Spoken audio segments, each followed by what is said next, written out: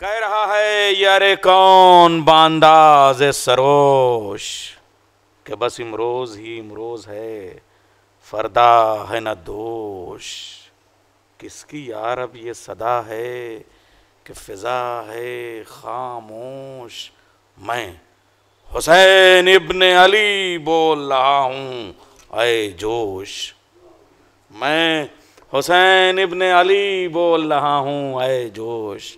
ہاں جگہ ڈاب میں سوئی ہوئی تلواروں کو بخش دے آگ میرے سرد عزاداروں کو.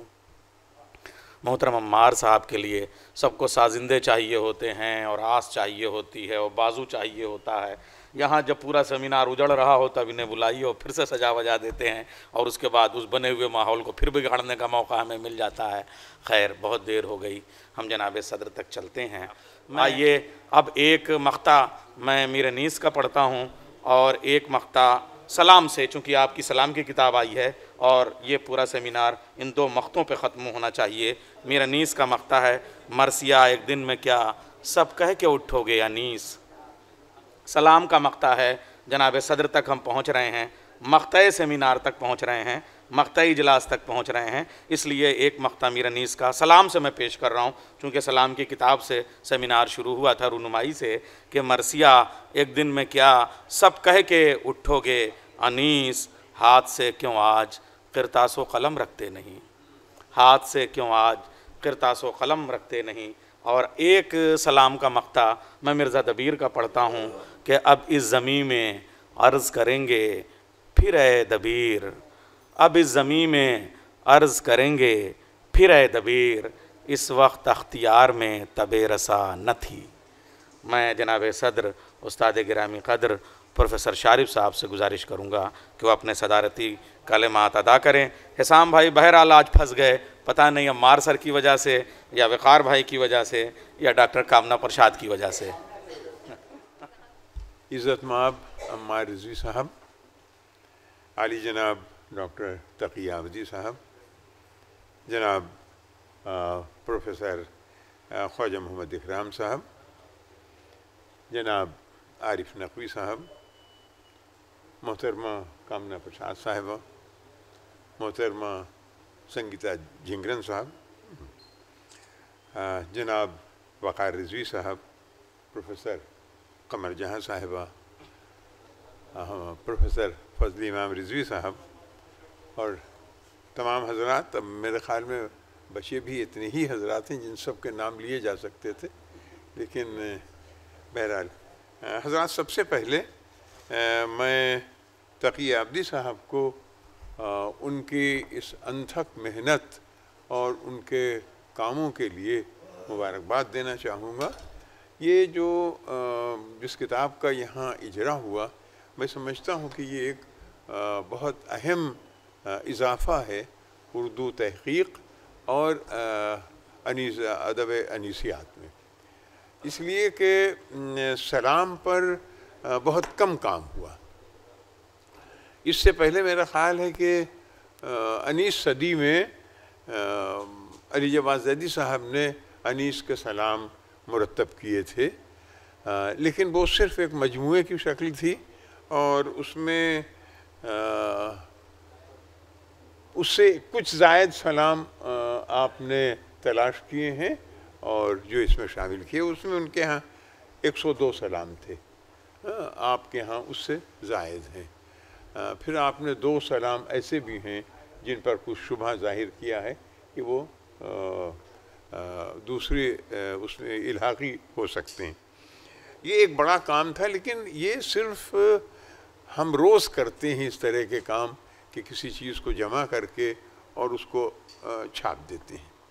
سوال یہ ہے کہ جو سب سے بڑی بات ہے وہ اس کتاب کا مقدمہ ہے، اور کسی نے آج تک، میں سلام پر ایک میر انیس کے مضمون لکھ چکا ہوں بہت پہلے، کسی نے آج تک سلام کا مطالعہ اس طرح سے نہیں کیا کہ سلام میں دراصل کیا فنی خوبیاں ہیں، کیا لسانی خوبیاں ہیں، کیا محاسن ہیں.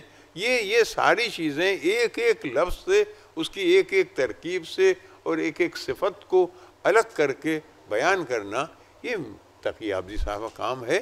اور وہ جو سب سے بڑی بات یہ ہے کہ انہوں نے یہ کام کر کے سلام کے سلسلے میں، انیس کے سلام کے سلسلے میں ایک بڑا کام انجام دیا ہے۔ تحقیق و تدوین کا یہ مثال قائم کی ہے کہ تدوین و تحقیق ہوتی کس طرح سے ہے اور اس کی کس طرح سے ضرورت پوری کی جاتی۔ حضرات، بہت ذکر ہو چکا انیس اور انیس کے مراثی کا، اور مرثیے کا، اور خصوصیت کے ساتھ مرثیے میں انسان سازی کے عمل کا۔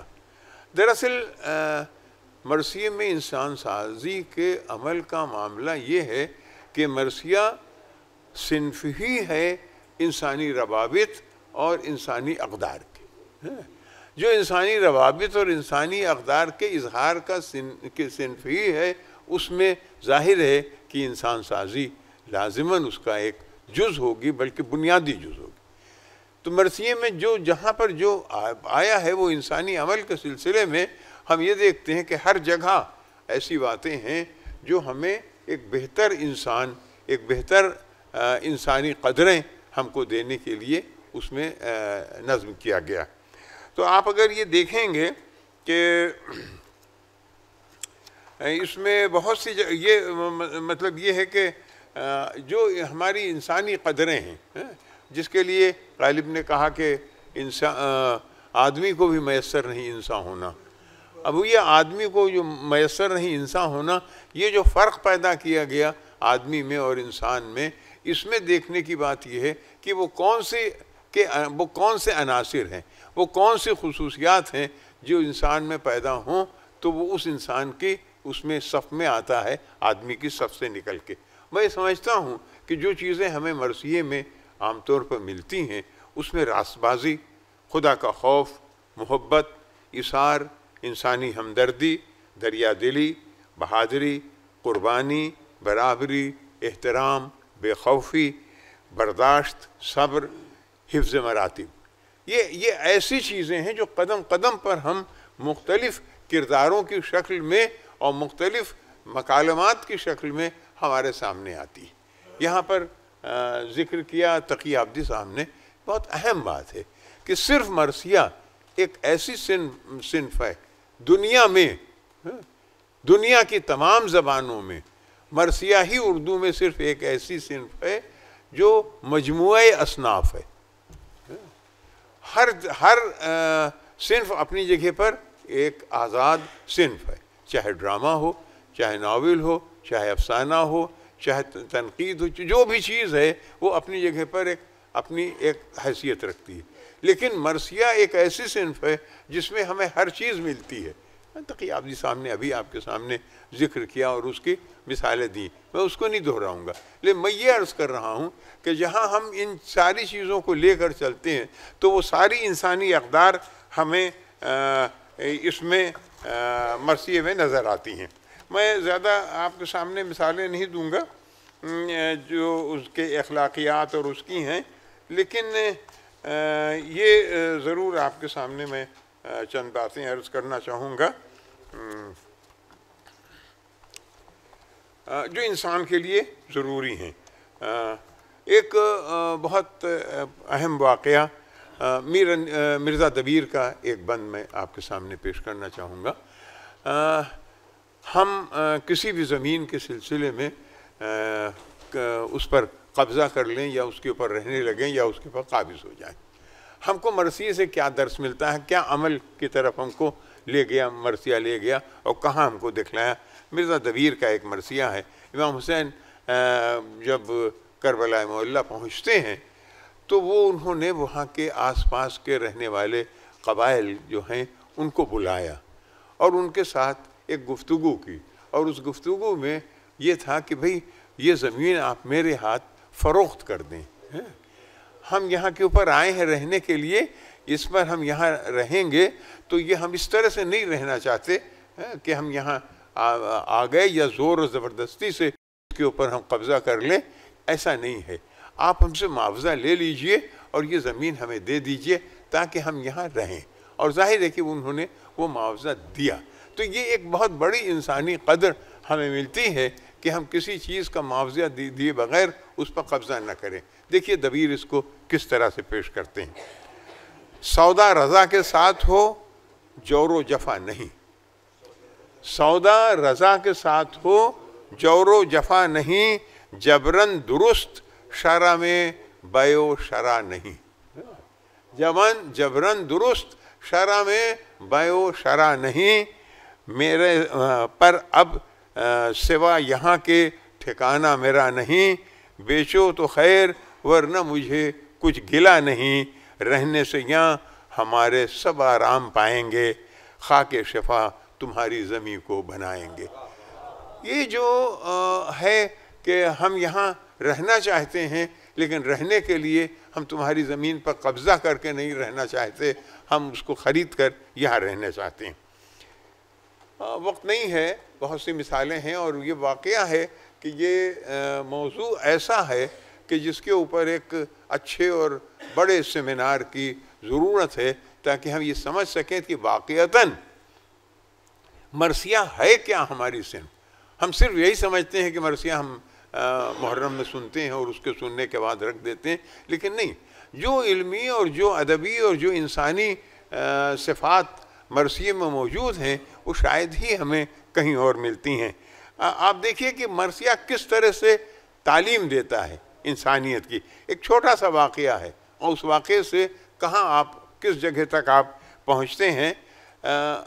موقع ہے, بہت کئی بار سنا ہوگا, ہر شاعر نے, ہر مرثیہ گو نے اس واقعے کو نظم کیا ہے کہ حضرت زینب کے پسر ہیں, علم دینے کا موقع ہے اور وہ یہ سمجھتے ہیں کہ اس میں ہم بھی اس کے حقدار ہیں اور ہمارا نام بھی اس میں ہونا چاہیے, ہمارا نام.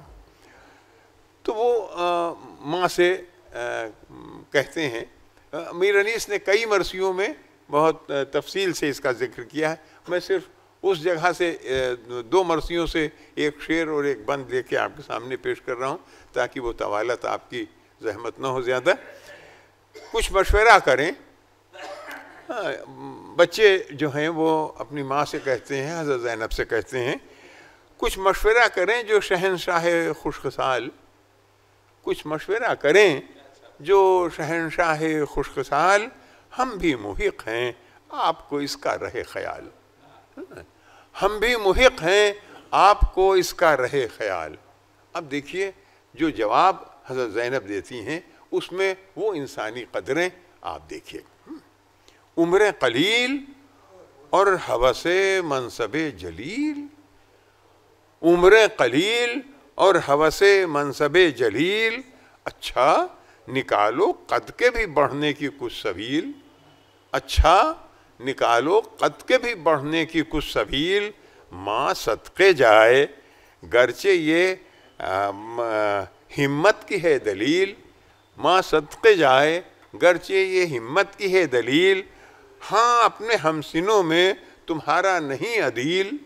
ہاں اپنے ہمسنوں میں تمہارا نہیں عدیل. یہ بیت ملاحظہ کیجئے گا جس کے لیے میں نے یہ آپ کو زحمت دی. لازم ہے سوچے غور کرے پیش و پس کرے.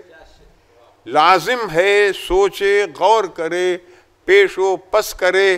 جو ہو سکے نہ کیوں بشر اس کی ہوس کرے. یہ جو انسانی قدر ہے کہ انسان میں یہ لالچ ہے کہ ہر چیز اس کو مل جائے, لیکن جو نہ ہو سکے اس کی ہوس انسان کیوں کرے. یہ جو ایک نہیں, قدم قدم پر آپ کو جو انسانی روابط ہیں, ان روابط میں جو چھوٹے بڑے کا فرق ہے, جو حفظ مراتب ہے, گفتگو کیسی, زبان کیسی, الفاظ کون سے, کہاں پر ہم کیا لفظ استعمال کریں, کون کس کے لیے کیا لفظ استعمال کرے گا, یہ اتنا بڑا ذخیرہ ہے کہ اگر ہم اس کو پڑھتے جائیں, دیکھتے جائیں تو ہمیں محسوس ہوگا کہ واقعی ایک بہت بڑا تہذیبی اثاثہ ہے ہمارے پاس, ایک بہت بڑا تاریخی اثاثہ ہے جس کو ہم مرثیہ کہتے ہیں. اور یہ صرف مرثیہ نہیں بلکہ ہمارے لیے ایک زندگی کی رہنمائی اور زندگی میں تہذیب اور اقدار کی قدر افزائی کے لیے ایک بہت بڑی صنف ہے. حضرات بہت بہت شکریہ کہ آپ نے اتنی دیر समाअत फरमाया, अपने इन थके हुए जहनों के बाद भी मुझे ये मौका दिया कि मैं चंद बातें आपके सामने कर सकूं। बहुत बहुत शुक्रिया।